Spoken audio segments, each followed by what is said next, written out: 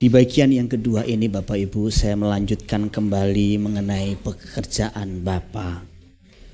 Satu-satunya pekerjaan atau agenda yang Yesus Kristus lakukan selama ia ada di dunia ini adalah melakukan kehendak atau pekerjaan Bapa di surga dan kemudian menyelesaikannya dengan sempurna. Yesus Kristus tidak punya agenda, tidak punya kepentingan, tidak punya pekerjaan lain selain melakukan apa yang Bapa kehendaki. Yesus juga mengatakan bahwa makanannya, rezekinya ialah melakukan kehendak Dia yang mengutus Yesus Kristus, yang mengutus aku dan menyelesaikan pekerjaannya. Kata makananku di sana dalam terjemahan lama disebutkan rezekiku, berkatku, keuntunganku kalau aku bisa melakukan kehendak Bapa. Jadi keuntungan atau rezekinya Tuhan Yesus Kristus itu kalau dia bisa melakukan kehendak Bapa dan menyelesaikan sampai akhir. Itu juga seharusnya menjadi prinsip hidup kita. Rezeki kita, berkat kita, makanan kita, kebutuhan utama kita itu adalah kalau kita bisa melakukan kehendak Bapa. Bukan hanya bisa melakukan, tetapi melakukan sampai akhir, sampai selesai dengan baik. Karena banyak orang memulai dengan baik, tetapi tidak mengakhirinya dengan baik. Saya menemukan banyak orang di awal perjalanan imannya begitu mencintai Tuhan, begitu panas. Tetapi di pertengahan waktu, di perjalanan hidupnya dia mulai kecewa, dia mulai mundur. Secara bertahap dia mengurangi komitmennya kepada Kristus. Dengan berbagai alasan dan kemudian mengambil pilihan untuk tidak sama sekali berurusan dengan Tuhan dan pekerjaannya. Saya tidak tahu, tentu banyak faktor Bapak Ibu Saudaraku sekalian. Dan tidak menutup kemungkinan juga saudara dan termasuk saya, kalau kita tidak menjaga hati kita dengan baik, kita bisa menjadi kecewa, kita bisa menjadi mundur. Bukan saja tidak menyelesaikan dengan sempurna, tetapi di tengah jalan kita sudah tidak mau mengerjakan lagi. Yesus berkata, selama masih siang, sebelum datang malam, mari kita kerjakan pekerjaan Dia. Mari kita kerjakan proyek Bapa di surga selagi masih ada kesempatan. Nah, kita tidak tahu Bapak Ibu soal kesempatan ini. Karena mungkin di atas kertas usia kita masih muda. Kita berpikir bahwa saudara kita, orang tua kita, kakek nenek kita akan mendahului kita pulang ke rumah Bapa. Itu di atas kertas. Realitasnya Bapak Ibu Saudaraku sekalian, banyak orang secara di atas kertas masih muda usianya, tetapi sudah duluan pulang ke rumah Bapa. Expired sebelum waktunya. Jadi kita tidak pernah tahu, selagi masih ada kesempatan, selagi kita masih segar, sehat dan kuat, ayo kita melakukan pekerjaan Bapa. Ayo kita lakukan apa yang Tuhan mau kita lakukan. Jangan tunggu kita tua, jangan tunggu kita sakit, jangan tunggu kita lemah. Jangan Bapak Ibu, selagi kita masih sehat. Sejak SMP kelas 1 saya sudah mulai pengiringan saya kepada Tuhan secara serius. Kelas 5 SD saya mendengar Injil melalui sekolah ketika guru bahasa Indonesia saya menjelaskan mengenai Adam dan Hawa. Saya masih belum mengenal Tuhan. Tapi kelas 6 saya mulai masuk pisah. Saya tadinya masuk agama Muslim, saya mulai masuk ke agama Kristen, pendidikan agama Kristen, dan saya ngikut dengan setia. Mulai saya terima kitab Injil warna biru itu yang kecil itu, dan saya baca berkali-kali, berulang-ulang sambil saya angon wedhus. You know angon wedhus? Angon wedhus itu pelihara kambing. Saya baca dan saya menikmati setiap cerita di dalam bagian-bagian kitab Injil tersebut. Bahkan kadang-kadang saya nangis. Oh, betapa indahnya cerita dalam kitab Injil itu. Saya bingung kalau orang Kristen punya kitab, punya Alkitab, tidak pernah membacanya. Tidak pernah menikmati Alkitab yang begitu indah. Nah, bagaimana bisa melakukan pekerjaan Bapa kalau tidak ngerti isi hati Bapa di surga? Ini setara dengan apa yang dimaksudkan Yesus Kristus dengan kumpulkan bagimu harta di surga. Apapun yang kita lakukan selama kita ada di dunia ini yang dampaknya kita bawa sampai mati, itu artinya mengumpulkan harta di surga. Itu bukan hanya memberi persembahan, tapi termasuk di dalamnya membenahi hati kita, manusia batiniah kita, dan menolong orang lain, orang-orang yang masih bengkok jalannya, orang-orang menuju ke neraka, kepada jalan keselamatan. Itu penting sekali Bapak Ibu Saudaraku sekalian. Karena di mana hartamu berada, di situ hatimu berada. Hal yang sama diikuti oleh para muridnya juga oleh Rasul Paulus. Paulus pernah mengatakan bahwa aku telah mengakhiri pertandingan yang baik. Aku telah mencapai garis akhir dan aku telah memelihara iman. Paulus sebelum dipenggal, dipancung, dia mengucapkan statement ini. Dan Timotius anak rohaninya mencatat kalimat demi kalimat yang diucapkannya. Betapa luar biasanya orang-orang seperti Paulus ini. Dia telah mengakhiri pertandingannya dengan baik. Dia telah menyelesaikan pekerjaan Bapaknya dengan baik. Sekalipun mungkin di mata dunia, dengan ukuran dunia, kalau orang seperti Paulus, kalau hamba Tuhan zaman sekarang mungkin disebut gagal. Kenapa? Akhir hidupnya dipancung. Tetapi apa yang manusia nilai berbeda dengan apa yang Allah nilai. Apa yang dikagumi oleh manusia seringkali dibenci oleh Allah. Jadi jangan menilai orang hanya dari cover luarnya. Termasuk pelayanan. Seringkali kita kalau hamba Tuhan itu sudah punya nama besar, mungkin hamba Tuhan terkenal.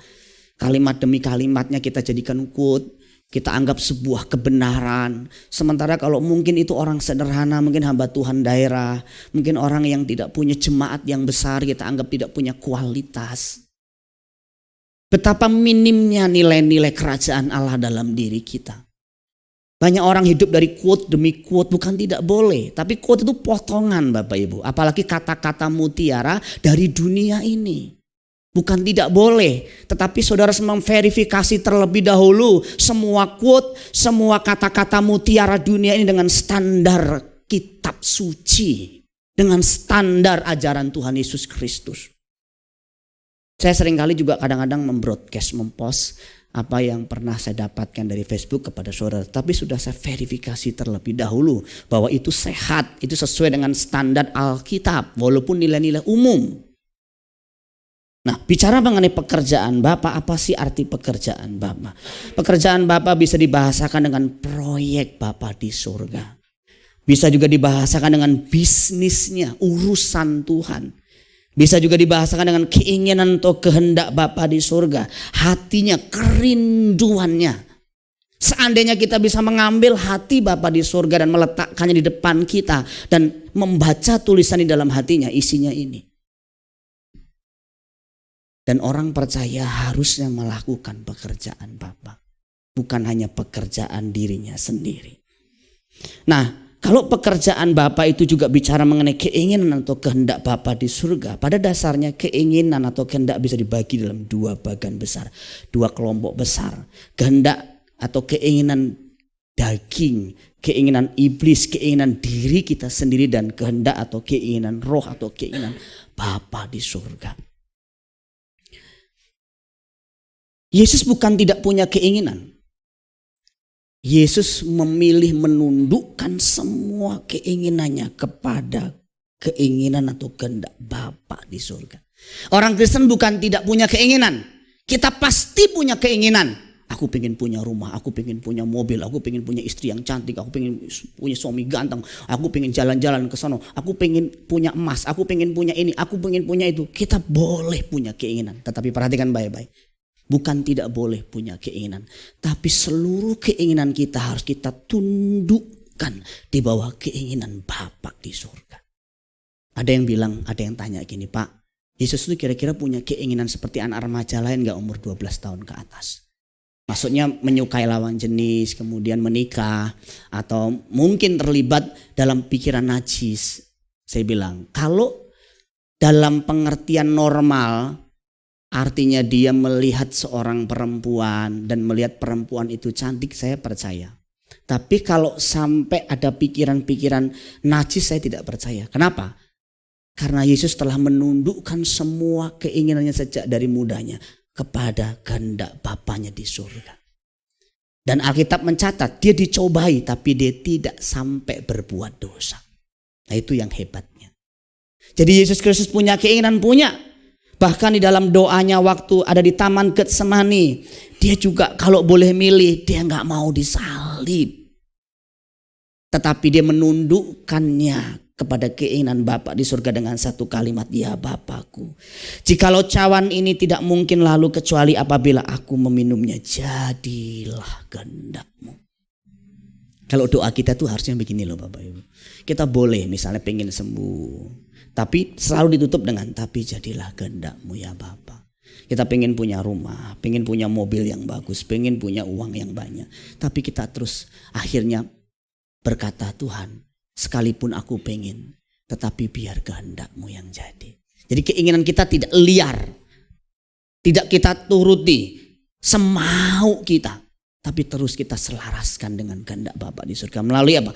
Melalui firman-Nya. Keinginan kita ditentukan oleh isi pikiran kita. Itu sebabnya pikiran kita ini penting sekali Bapak Ibu.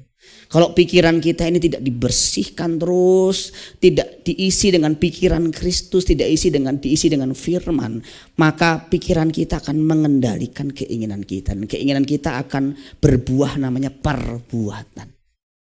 Saya beri contoh misalnya di dalam kasus ketika Raja Daud melihat Batseba sedang mandi. Pikirannya dirangsang tentunya pertama-tama oleh apa yang dilihatnya. Kemudian dalam pikirannya kalau dia cuma sekilas dan berhenti sampai di sana maka tidak jadi masalah. Yang masalah adalah pikirannya kemudian dari pikirannya tumbuh keinginan, pengen. Kalau cuma muncul di pikiran tidak diwujudkan dalam keinginan apalagi dalam perbuatan mungkin tidak jadi masalah yang serius. Tetapi karena dari pikiran kemudian tumbuh keinginan, lama-lama dilakukan, dipraktekkan. Akhirnya dia berzinah dengan Batseba ini. Nah ini permasalahannya. Itu sebabnya Paulus firman Tuhan mengatakan supaya kita pertama-tama memperbaharui pikiran kita, budi kita. Nah setelah pikiran kita dibaharui, budi kita dibaharui, baru kita bisa membedakan mana keinginan Allah, mana keinginan kita sendiri. Kalau enggak bisa Bapak Ibu. Orang yang enggak belajar firman, orang enggak ngerti firman, enggak ngerti pikiran Allah. Dia enggak ngerti keinginan Tuhan, tidak tahu. Yang tahu cuman sebatas dia pikir dia benar. Atau feelingnya, saya rasa saya enggak salah lah. Tapi saya rasa, saya pikir belum tentu benar. Karena pikiran kita ini sudah tercemar Bapak Ibu.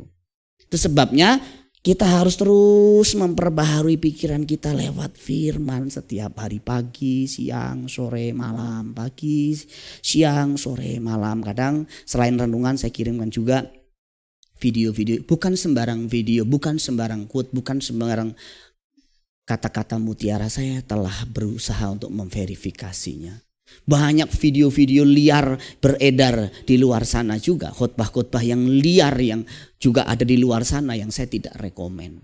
Seperti yang tadi pagi saya jelaskan. Ada hamba Tuhan yang mengatakan bahwa Isa itu idiot. Kenapa idiot? Karena dia waktu dipersembahkan oleh Abram, bapaknya, dia gak ngelawan. Masa orang mau disembelih gak ngelawan? Isa itu idiot. Kenapa? Masa cari jodoh aja dibantu sama hambanya, sama budaknya, papanya. Masa anak gede gak bisa cari jodoh? Orang seperti ini gak ngerti firman. Dia gak ngerti konteks budaya. Isa, dia gak ngelawan karena Dia tahu, dia ngerti apa yang dilakukan oleh bapaknya adalah perwujudan iman bapaknya kepada Allah Yahweh. Dan dia ngerti juga dia harus meniru, mengikuti apa yang papanya lakukan. Papanya juga yakin kalaupun disembelih Tuhan bisa bangkitkan kembali anaknya. Dan dia juga percaya itu. Saya bilang iman orang tua itu nular ke anak. Jadi bukan karena Ishaknya idiot. Cari jodoh juga memang zaman itu sistem pencarian jodoh dilakukan dengan bantuan. Kenapa? Karena orang belum tahu bahwa keturunan ini keturunan yang bibitnya bagus, bobotnya bagus. Dia perlu dibantu orang lain. Kalau sekarang kan lain. Cinta pada pandangan pertama. Ketemu langsung jatuh cinta. Kadang-kadang lewat Facebook, lewat Instagram, lewat media sosial langsung jadian. Langsung nikah. Ada juga begitu kan. Zaman dulu gak begitu. Dipilihin sama orang tua. Tunggu sebentar. Saya punya keluarga besar gini-gini. Orangnya bagus gini-gini. Dia kualitasnya unggul. Nah, kita juga orang kualitas unggul. Darah biru sama darah biru gitu. Ketemuin ya. Nah, kualitasnya jadi unggul. Jadi bukan karena idiot. Jadi perlu mengerti firman Tuhan dengan konteks yang benar Bapak Ibu. Selama pikiran kita belum dibaharui oleh kebenaran Injil, maka keinginan daging dan keinginan iblis akan mengendalikan hidup kita. Sekalipun kita pelayanan, sekalipun kita orang Kristen lama, kalau pikiran gak dibaharui oleh firman, iblis yang mengendalikan kita. Dunia yang akan mengendalikan keinginan kita. Daging yang akan mengendalikan hidup kita. Contohnya siapa? Sederhana, Petrus. Petrus kurang rohani apa? Dia begitu dekat dengan Yesus Kristus selama mungkin 3 tahun lebih. Tapi dia pernah menghalangi Yesus Kristus untuk mati di salib. Dan Yesus marah sama dia. Enyah kamu iblis. Karena yang kau pikirkan itu bukan keinginan Bapa di surga. Bukan keinginan Allah, tapi keinginan dagingmu itu loh. Petrus kurang apa rohaninya? Dia pun bisa dikendalikan pikirannya oleh kuasa kegelapan untuk menghalangi Yesus Kristus mati di kayu salib. Apalagi cuman kita Bapak Ibu.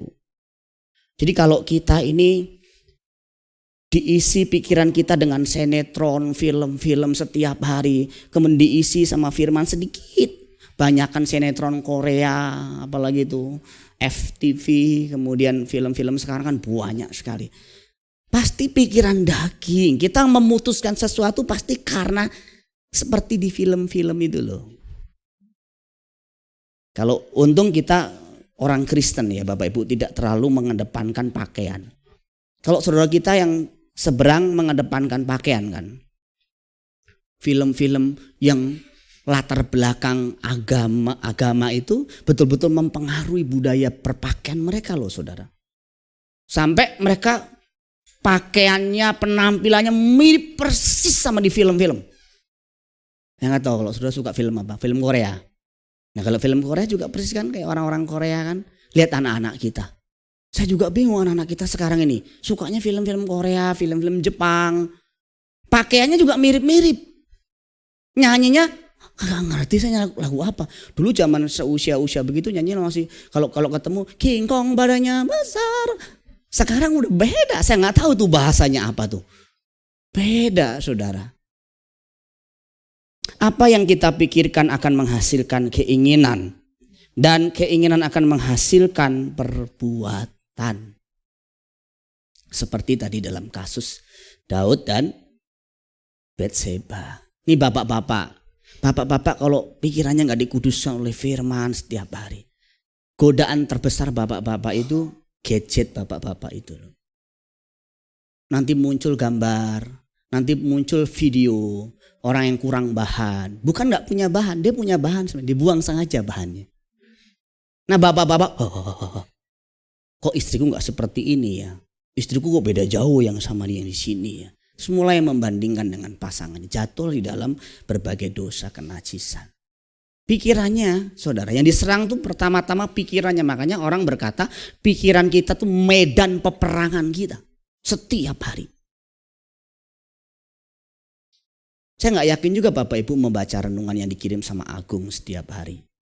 Mungkin dibaca cuma sekilas. Tidak dicek lagi ayat-ayatnya. Tidak diresapi dengan baik. Yang buat padahal gak bisa tidur loh saudara. Dia kalau buat bergumul itu sebenarnya. Saudara pikir buat 1-2 kalimat itu sederhana.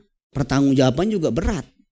Kepada Tuhan, kepada saya juga, kepada orang di luar sana kalau dipost di media sosial yang baca doktor teologi, MTH, kan juga dicek. Ya apa sih isinya? Tetapi kualitas renungan yang aku kirim luar biasa, saudara. Kemarin saya puji dia. Saya kasih apresiasi dia. Orang-orang Yahudi yang ingin membunuh Yesus kenapa? Karena pikirannya diselimuti dengan kebencian. Wah, Yesus itu jadi saingannya. Kenapa sih Yesus itu disukai banyak orang, aku tuh gak disukai. Lihat tuh orang-orang banyak suka, banyak memuji-muji Yesus, saya gak disukai. Nah, orang-orang Yahudi terutama tokoh-tokoh agama ini iri hati. Dia merancang satu pembunuhan supaya Yesus disingkirkan dan tidak menjadi saingannya. Dan banyak kan pelayan-pelayan Tuhan sekarang begitu, saudara. Oh, ini jadi sainganku ini. Ini gereja jadi sainganku. Gimana caranya? Dibunuh. Karakternya yang dibunuh. Wah, ini sesat nih, ini pendeta sesat, ini pendeta gak benar. Supaya apa? Supaya orang gak bisa terima pesannya lagi. Jahat loh Bapak Ibu. Hukuman kita besar sekali, dosanya besar sekali. Tidak boleh kita begitu. Kalau berbeda dengan kita ya, tapi hati-hati kita bicara apalagi langsung mengarah ke pribadinya. Karena kalau kita tidak tahu betul-betul orang itu benar atau salah hanya karena dengar dari kata orang, kita salah sekali.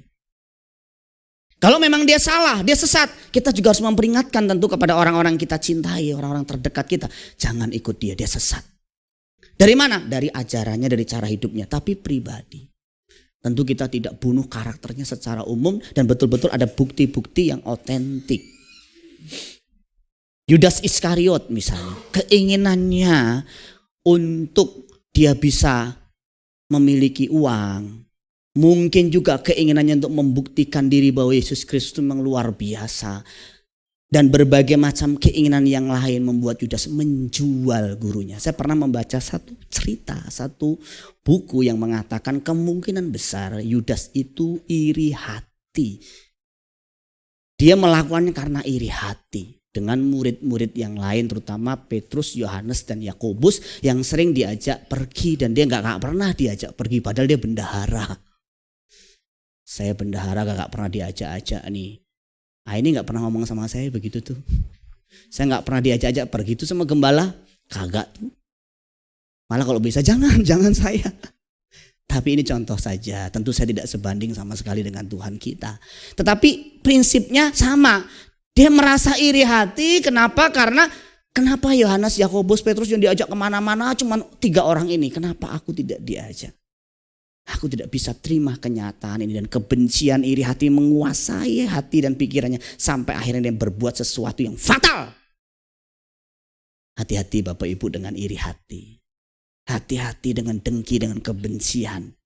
Hati-hati. Orang kalau benci, kalau dikuasai dengan dengki, dikuasai dengan iri hati, itu bisa melakukan hal-hal di luar batas normal Bapak Ibu. Mungkin awalnya kita pikir aku gak mungkin seperti itu. Tetapi siapa yang menjamin? Kita harus mengoreksi pikiran dan hati kita dan menurut firman Tuhan. Kita harus mematikan hawa nafsu dan keinginan daging kita. Galatia pasal 5 ayat 24. Barang siapa menjadi milik Kristus Yesus, ia telah menyalibkan daging dengan segala hawa nafsu dan keinginannya. Jadi disalibkan, dimatikan, dikikis, dicabut dari hidup kita.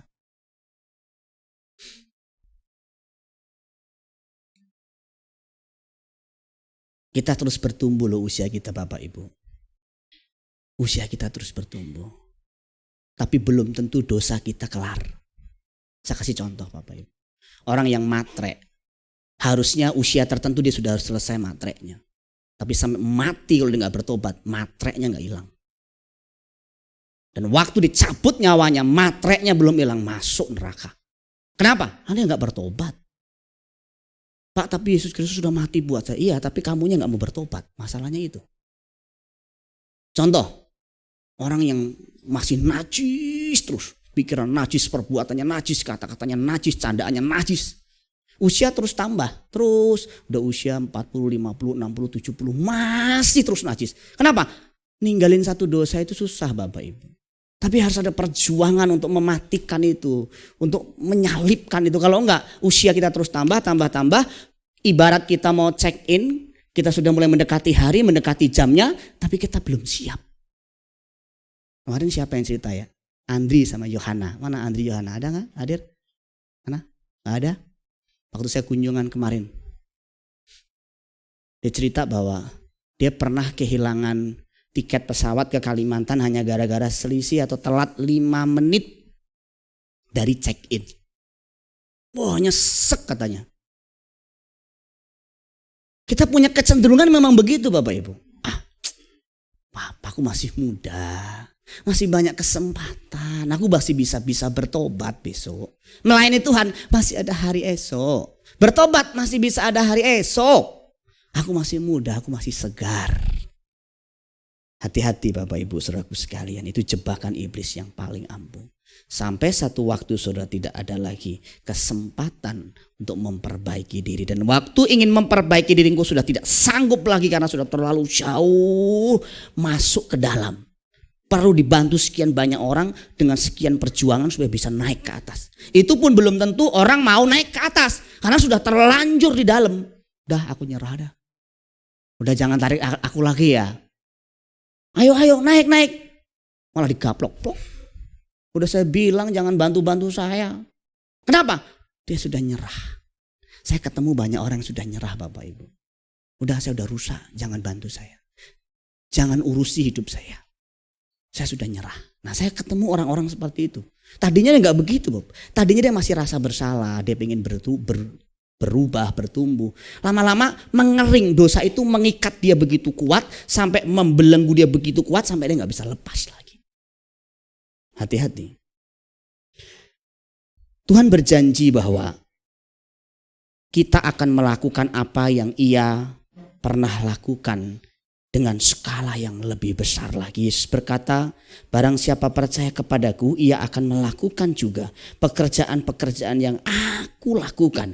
Bahkan pekerjaan yang lebih besar daripada itu. Nah, kalau pertanyaannya mulai dari mana saya harus melakukan pekerjaan Bapa? Kita bisa mulai dari mengerjakan atau melakukan apa yang Yesus pernah lakukan, cara hidupnya dan gaya hidupnya. Itu yang minggu lalu sedikit saya sharing. Saudara, Yesus punya fase kehidupan kurang lebih seperti dalam gambar ini. Hidup selama 33,5 tahun, 30 tahun pertama Yesus lebih banyak menggunakan waktunya untuk keluarga. Itulah fase persiapan Yesus Kristus selama 30 tahun. Dan setelah usia 30 tahun ia dibaptis, setelah dibaptis kemudian dia dicobai di padang gurun. Dibaptis itu diberi satu pengesahan legitimasi dari sorga bahwa ini anakku yang kukasihi, kepadanya aku berkenan. Dan setelah itu dia dimasukkan dalam satu tempat ujian namanya padang gurun. Di situ dites, benar nggak? Dia layak nggak? Dia pantas nggak disebut sebagai anak yang terkasih? Dan setelah itu 3,5 tahun lamanya dia total menyerahkan hidupnya secara full time untuk melayani banyak orang. Dulu dibatasi oleh keluarga kecilnya, sekarang secara total dia tidak bisa dibatasi lagi. Dia secara total menyentuh semua orang. Bahkan ketika satu kali Maria dan adik-adik Yesus datang, mereka ngomong, Yesus itu ibumu dan adik-adikmu, saudara-saudaramu datang. Yesus berkata, siapa adik-adikku? Siapa ibuku? Siapa saudara-saudaraku? Ibu dan bapakku, saudara-saudaraku adalah mereka yang melakukan firman Allah. Artinya apa? Fokus Yesus sudah mulai berubah dari kelompok kecil kepada kelompok yang lebih besar. Dan fase persiapan itu penting sekali Bapak Ibu saudaraku sekalian. Kita semua punya persiapan masing-masing. Dan saudara tidak bisa membandingkan dengan orang lain. Seperti Musa juga. Kalau kehidupan Musa bisa dibagi fasenya dalam 3 fase. 40 tahun pertama pra persiapan ketika ia di istana Fir'aun. Kemudian 40 tahun kedua persiapan ketika dia ada di padang penggembalaan Median. Dan fase yang ketiga 40 tahun penggenapan panggilan ketika diutus ke Mesir membebaskan bangsa Israel dari tanah perbudakan. 80 tahun itu cuma persiapan buat Musa. Jangan pernah meremehkan persiapan. 80 tahun itu hanya untuk persiapan. Nah, kalau kita belajar dari orang-orang budaya orang Yahudi, Yesus pun persiapannya seperti anak-anak yang lain. Ini persiapan di mana orang-orang Yahudi hidup. Sekolah mereka begini kurang lebih. Umur 0 sampai 5 tahun mereka masuk yang namanya pola asuh keluarga. Belum disekolahkan secara formal keluar, tapi diasuh oleh keluarga, diajarkan mengenai bagaimana mengasihi Allah, bagaimana mereka mengasihi sesama di rumah. Kasihlah Tuhan Allahmu dengan segenap hatimu, jiwamu dan pikiranmu. Diajarkan di situ, diajarkan dalam bentuk berbagai macam seri, berbagai macam cerita. Kemudian setelah umur 6 tahun mereka dimasukkan ke sekolah formal yang namanya Beth Sefer. Beth Sefer ini mereka dididik juga selain baca, tulis, hitung, pengetahuan dasar. Mereka secara khusus harus sudah menghafalkan 5 kitab Musa. Kejadian, Keluaran, Imamat, Bilangan, Ulangan. Hafal, bukan baca, hafal. Kalau sekarang baca aja puji Tuhan ya. Anak sekarang umur 12 tahun sudah baca kitab Kejadian, Keluaran, Imamat, Bilangan, Ulangan, udah hebat. Anak zaman dulu termasuk Yesus Kristus itu sudah harus hafal ke-5 kitab Musa umur 12 tahun. Titik komanya hafal. Kalau anak sekolah minggu sekarang hafalnya apa? Kain dan Habil. Ceritanya itu aja. Guru sekolah minggu itu. Simpson dan Goliat. Itu aja. Lagunya juga King Kong badannya besar. Itu aja. Saya juga bingung. Kenapa guru-guru tuh gak kreatif gitu loh. Apalagi kancil dan buaya dimasukkan juga di situ. Habis ceritanya, mungkin habis idenya, kancil dan buaya dimasukkan dalam cerita sekolah minggu. Kalau anak-anak Yahudi pendidikannya mereka tuh ketat Bapak Ibu. Umur 12 sampai 15 tahun mereka dimasukkan ke level berikutnya. The bestnya dari Beth Sefer itu masuk ke Beth Midrash. Dan di situ mereka bukan saja diajarkan ilmu pengetahuan umum, tetapi mereka diajarkan hal-hal yang lebih prinsip, terutama menghafal kitab Kejadian sampai Maleaki, bukan baca, menghafal. Makanya anak-anak Yahudi itu cerdas, pintar luar biasa. Kenapa? Pendidikan mereka akan Tuhannya itu betul-betul ditanamkan sejak dini. Sekarang kita ngelesin anak kita, ayo jujur. Ada gak yang ngelesin pelajaran agama? Gak ada kan? Saya yakin gak ada di sini. Yang paling mentok dilesin tuh matematika, fisika, apa lagi biasanya? Inggris. Tapi ada satu jemaat dulu di tempat saya dulu melayani waktu saya jadi pengerja. Anaknya dilesin pelajaran agama sama saya. Tapi ada kasusnya, dia gak bisa tidur. Karena gak bisa tidur, takut hantu, dilesin sama saya. 2 kali les, sudah berani tidur sendiri. Nah saudara, umur 15-30 tahun, setelah saya 15 tahun mereka kelar, mereka dilepas. Nah kalau umur 15-30 tahun ini, dari sang guru yang mengambil anaknya. Dilihat anaknya bagus, maka diambil. Nah, Yesus Kristus itu mengambil 12 murid dengan cara ini. Ketika mereka sudah mulai 15 tahun ke atas, mereka bantu papanya, bisnis, usaha, nanti guru yang datang mencari. Dan pendidikan itu juga dijalani oleh Yesus Kristus. Nah orang Kristen tuh harusnya juga rajin belajar. Rajin belajar firman juga. Jangan merasa pintar, saudara. Aku sudah tahu apa sih? Kita tahu padahal kita belum tahu. Kita tidak tahu apa yang kita tidak tahu sebenarnya. Kita tuh belum tahu banyak. Makin tahu tuh kita makin nyadar, aduh kita tuh belum tahu apa-apa. Saudara ya, banyak orang Kristen tuh sok tahu padahal gak tahu apa-apa. Tapi Yesus Kristus tuh gak begitu, banyak belajar. Bahkan dalam usia 12 tahun, Lukas 2:46 mencatat Yesus itu ada di tengah-tengah alim ulama sambil mendengarkan alim ulama mereka berkhotbah atau mengajar dan mengajukan pertanyaan-pertanyaan. Dan sistem pendidikan mereka begitu. Yesus itu sejak muda memang haus belajar firman. Kalau anak-anak sekarang saya nggak tahu haus belajar apa, nggak tahu tuh. Hausnya nonton film, hausnya ngapain? Ke mall, hah? Ya Akong tahu lah dunia Akong, saya nggak tahu soal anak sekarang tuh main game, seharian tuh kuat. Zaman dulu mana ada begitu, saudara. Yesus itu kemungkinan besar umur mudanya 15-30 tahun dia banyak bantu Yusuf ayahnya. Kemungkinan besar Yusuf mati muda dan kemudian itu sebabnya Maria dan anak-anak yang datang kepada Yesus dan tidak disebutkan Yusuf kemana. Dan dia harus bantu Yusuf. Dia bekerja cari nafkahnya. Dia bertanggung jawab mengurus keluarga. Ada yang berkata, Yesus tuh orang kaya. Makanya kalau kita percaya Yesus juga orang kaya. Pasti kita juga diberkati jadi kaya. Kan Yesus tuh tukang mebel. Tuh si Randy kaya tuh, tukang mebel. Tukang mebel tuh kaya. Nah saudara, kalau Yesus tuh orang kaya, maka Lukas 2:24 ini pasti salah.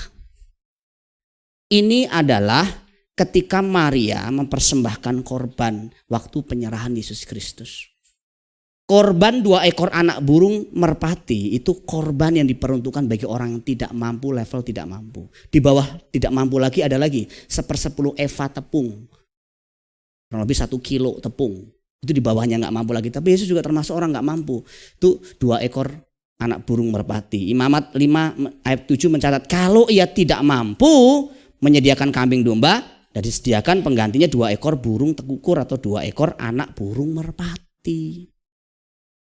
Yesus nggak mampu, nggak pas-pasan aja, mungkin juga nggak kere-kere amat, tapi miskin iya, sederhana. Tetapi seluruh kehidupan Yesus betul-betul didedikasikan untuk membantu keluarga sebelum akhirnya secara full dia melakukan pekerjaan Bapa. Kemarin saya bilang selain cara hidup Yesus ada gaya hidup Yesus, yaitu Yesus punya 3 gaya hidup. Yang pertama dia intim dengan Bapa, yang kedua intim dengan orang percaya, dia bergaul dengan murid-muridnya, dan dia melayani jiwa-jiwa. Nah lihat bagian ini, kita tidak bisa saudaraku sekalian punya hati atau punya beban untuk jiwa-jiwa apalagi melakukan pekerjaan Bapa kalau tidak dimulai dari intim dengan Bapa. Orang yang intim dengan Bapa dia punya hati Bapa, dia dapatin hati Bapa. Orang yang intim dengan sesama, dengan orang percaya, dia ngerti kebutuhan orang percaya itu apa, bagaimana dia bisa melayani orang-orang. Itu sebabnya pendeta yang terbaik itu bukan pendeta yang jago khotbah, tapi pendeta yang bisa bergaul dengan jemaat, melihat kebutuhan jemaat, duduk mendengarkan keluhan-keluhan jemaatnya. Bukan hanya sekedar dia pintar merangkai khotbah seperti ini Bapak Ibu. Khotbah seperti ini kalau bukan kebutuhan rohani jemaat yang diakomodir juga akan kering. Itu sebabnya sebagai seorang hamba Tuhan, pelayan Tuhan PKS, entah saudara di sini yang biasa di panggung ini, kalau saudara cuma terus di panggung ini, saudara tidak bersentuhan dengan jiwa-jiwa, saya jamin saudara mati rohani, kering rohani saudara. Dan engkau tidak melakukan pekerjaan Bapa, pekerjaan gereja ya, pekerjaan Bapa belum tentu. Makanya saya bilang PKS, para pelayan Tuhan, kunjungan, perhatiin jemaat, tolong orang. Gak bisa kita hanya sekedar mengurus yang di panggung ini semua. Intim, kalau kita intim dengan Bapa, kalau kita dekat dengan jiwa-jiwa, kita akan ngerti apa yang harus kita lakukan untuk menyenangkan hati Bapa di surga. Kalau enggak, saya takut saudaraku sekalian, yang kita lakukan itu adalah keinginan kita sendiri.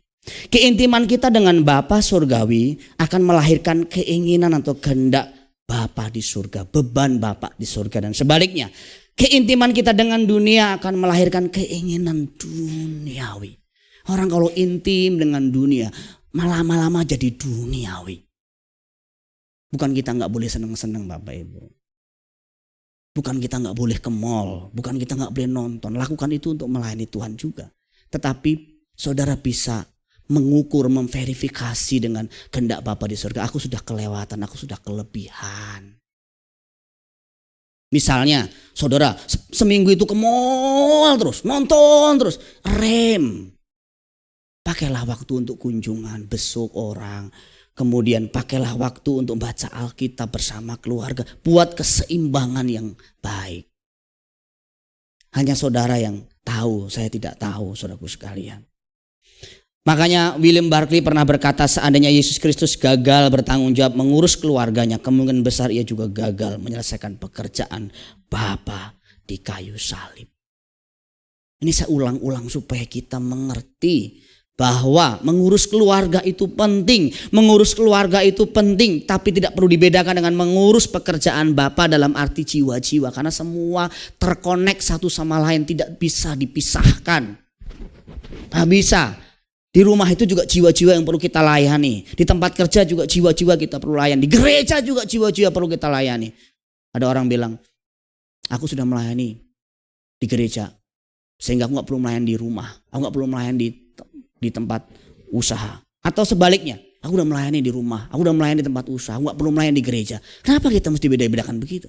Semua pekerjaan Bapa, semua jiwa-jiwa yang harus kita urus.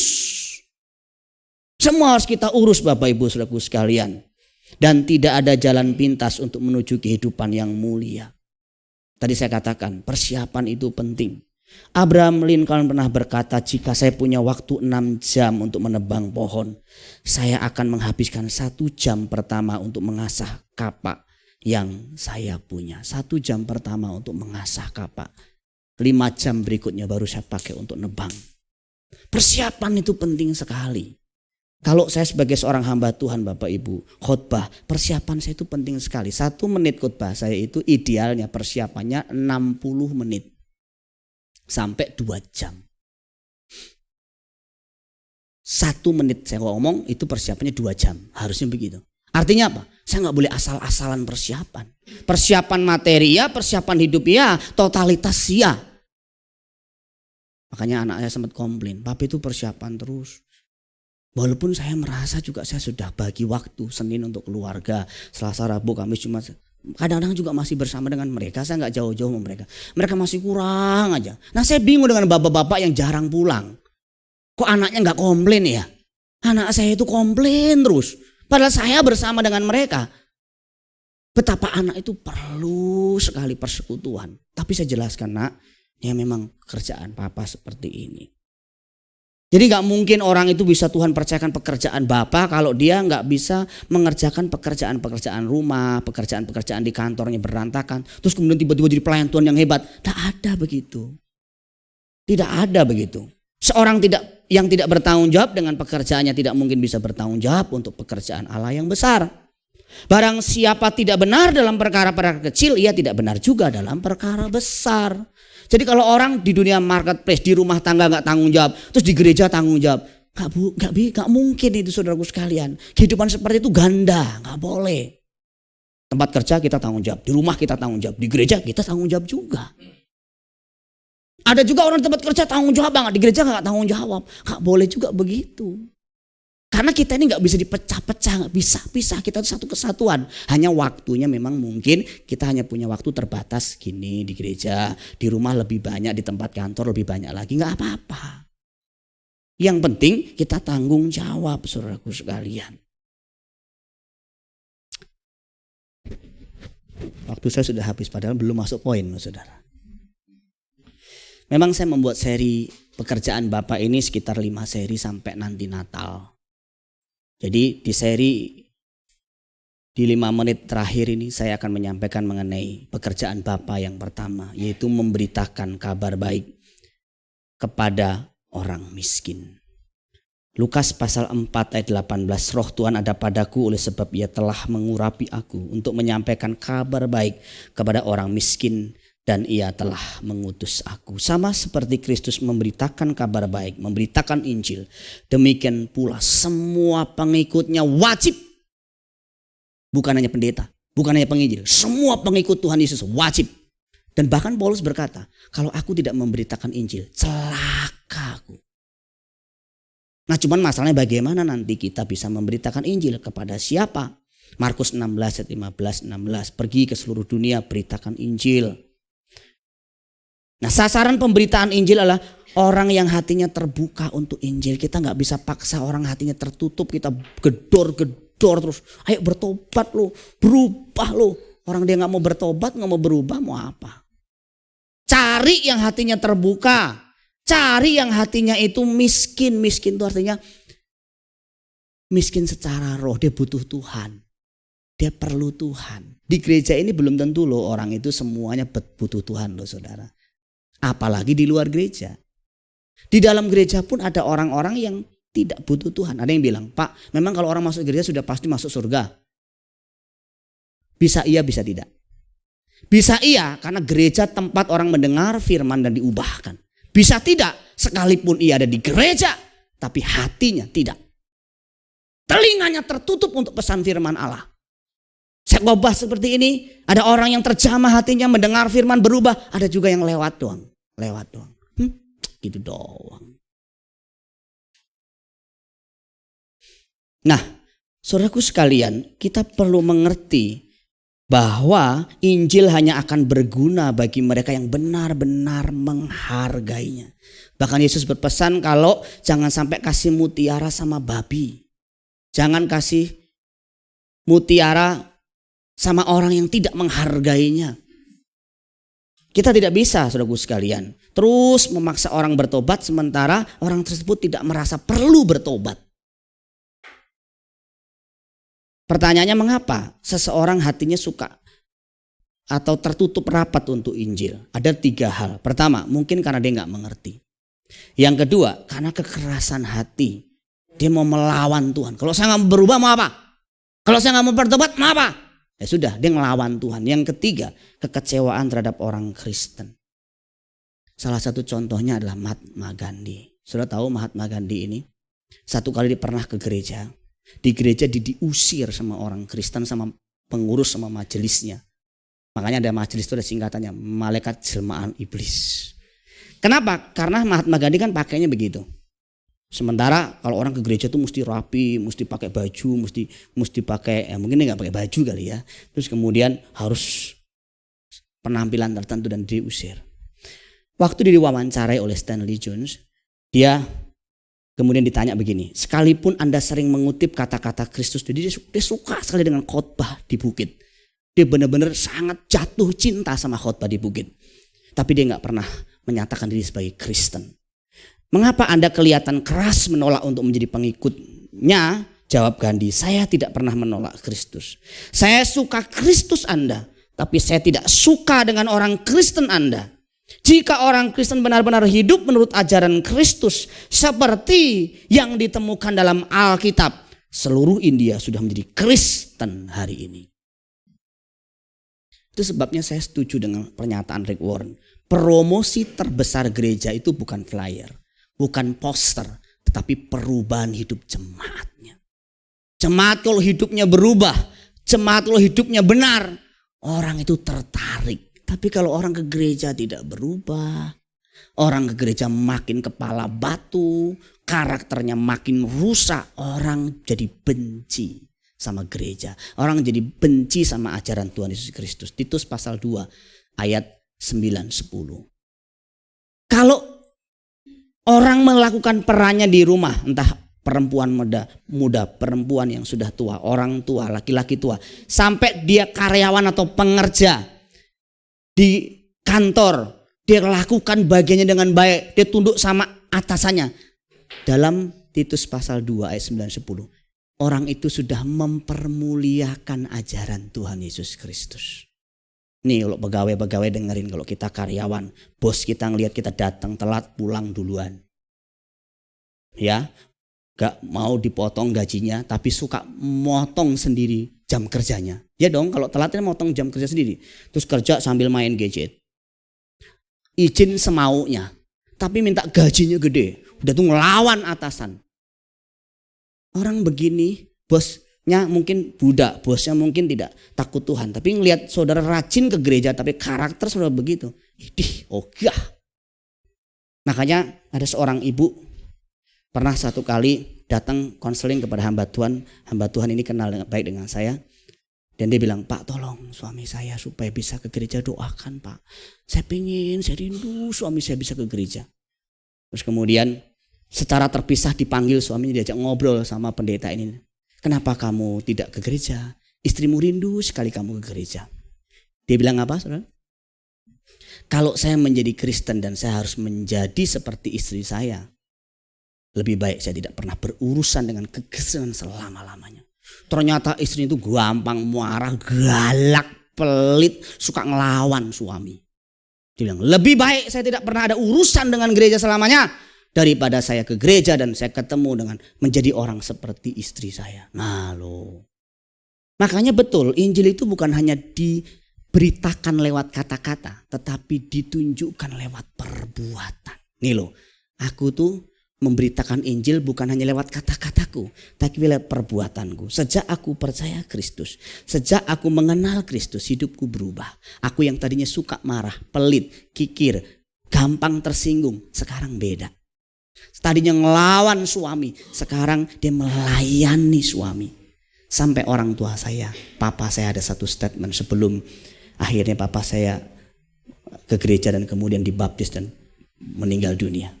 Saya akan ikut Tuhannya anak saya. Papa saya tidak bisa diinjili karena budaya dan juga bahasanya terbatas. Tapi dia lihat anak-anaknya berubah. Anak yang suka berantem sekarang rukun. Anak yang tadinya pelit dibilang mungkin anak setan atau saking wakalnya luar biasa. Dia berubah. Waktu dia berubah, orang tuanya lihat. Aku ingin ikut Tuhannya anakmu. Tuhannya anakmu tuh pasti benar. Karena Tuhan anakmu telah mengubah hidupmu. Tuhan memberkati kita sekalian. Amin.